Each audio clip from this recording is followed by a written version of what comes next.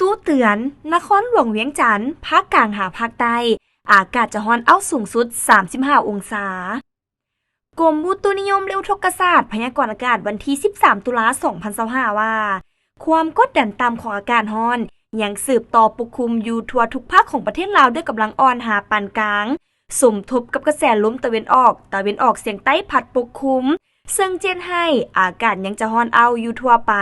และจะมีฝนตกฟ้าห้องฟ้าเหลื่อมในดับคอยในแต่ละภาคเพราะมีลมพัดแห้งเป็นบางโอกาสอยู่บางท้องถิ่น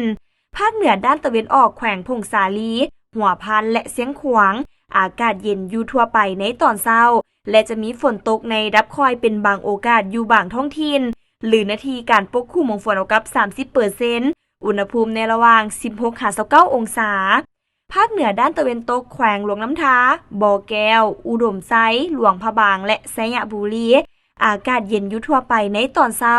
ส่วนตอนบ่ายอากาศร้อนและจะมีฝนตกในดับคอยอยู่บางท้องถิ่นหรือนาทีการปกคลุมของฝนกับ 30% อุณหภูมิในระหว่าง 20-34 องศานครหลวงเวียงจันทร์อากาศร้อนจะมีฝนตกฟ้าห้องฟ้าเหลื่อมในดับคอยเพราะมีลมพัดแห้งเป็นบางโอกาสอยู่บางบริเวณหรือนาทีการปกคลุมของฝนกับ 40% อุณหภูมิในระหว่าง 25-34 องศาภาคกลางแขวงเวียงจันทร์บริคำไซคำมวลและสวรรณเขตอากาศร้อนและจะมีฝนตกฟ้าห้องฟ้าเหลื่อมในดับคอยเป็นบางโอกาสอยู่บางท้องถิ่นหรือนาทีการปกคลุมของฝนกับ 40% อุณหภูมิในระหว่าง 23-35 องศา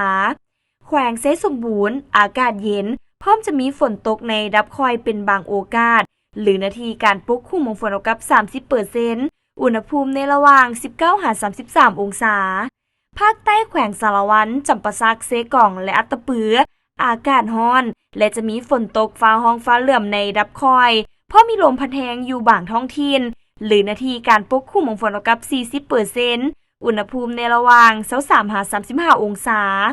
สำหรับเขตภูเพียงบริเวณอากาศเย็นพร้อมจะมีฝนตกในดับคอยเป็นบางโอกาสหรือนาทีการปกคลุมของฝนกับ 30% อุณหภูมิในระหว่าง 15-27 องศา